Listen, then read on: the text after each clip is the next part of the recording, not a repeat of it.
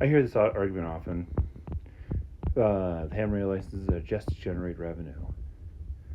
Well, let me tell you a little bit of history, and I don't know the full history. This is just as of 2019. About 2 years ago, FCC started charging for the ham radio licenses, both for brand new and for renewals only. And prior to that, it was free. And from what I understand, it was free for decades prior to that. So that's, in general, that's not even an argument. But let's break down the math. So there's about 700,000 licensed amateurs in the United States, of which it's a 10-year license. So realize these numbers are going to the what is it, 7.2, no, 72, wow, I forgot my math.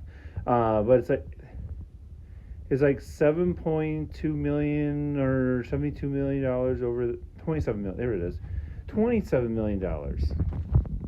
$27 million that they collect in revenue over a 10-year period. So let's assume per year it's about $2.7 million in 1 year. Their budget is almost $450 million.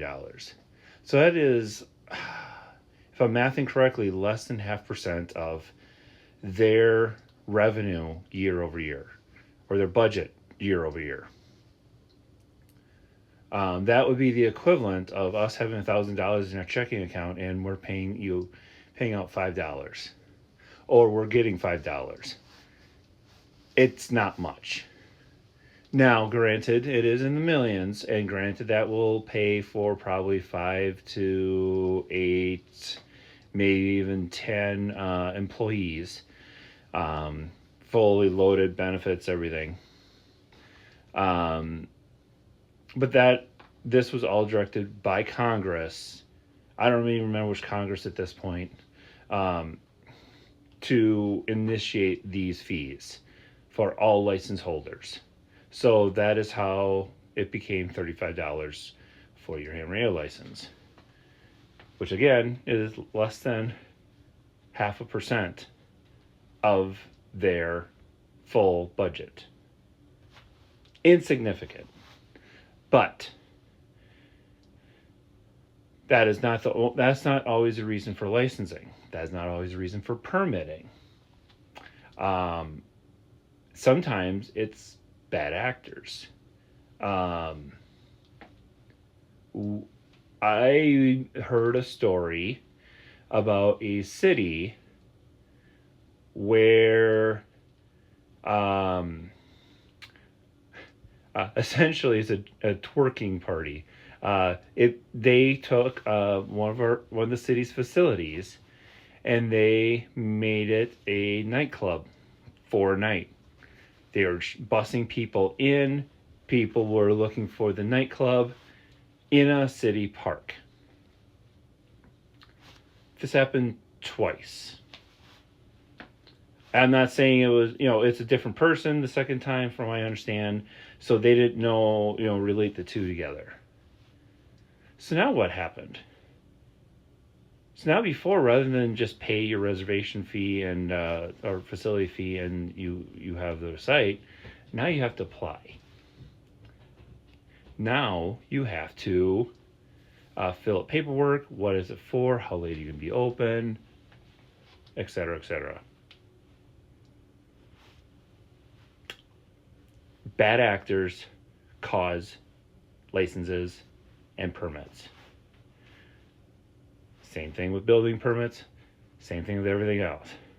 It's not to take away your money. It is to protect you and everyone else.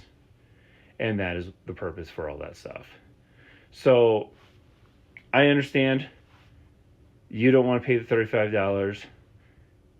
That is up to you. But I gladly pay my $3.50 every year so I can get out there and have fun on the air and potentially help people in the future. So, but yes, that is the reason that is a modern history of why you have to pay for a license. And really, it's not that hard. You have a little bit of basic electronics. Basically, what does a capacitor do? And then you have a little bit of math, which is really simple math.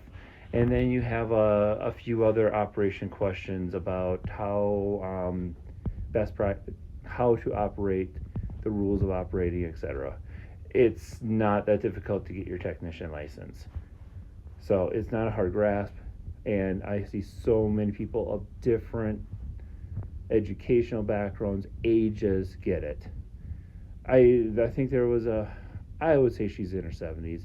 This 7-year-old that she's like, this is my lifelong dream to become a ham radio operator. She passed her technician, then she came back later and she passed her general. I haven't seen her come back for her extra, but she said that she was going to come back for her extra as well. She was so happy to get this license. She was so happy to pass. And there was another person locally too that got her technician license. And I don't know if she got her general or if she was working towards her general. But either way,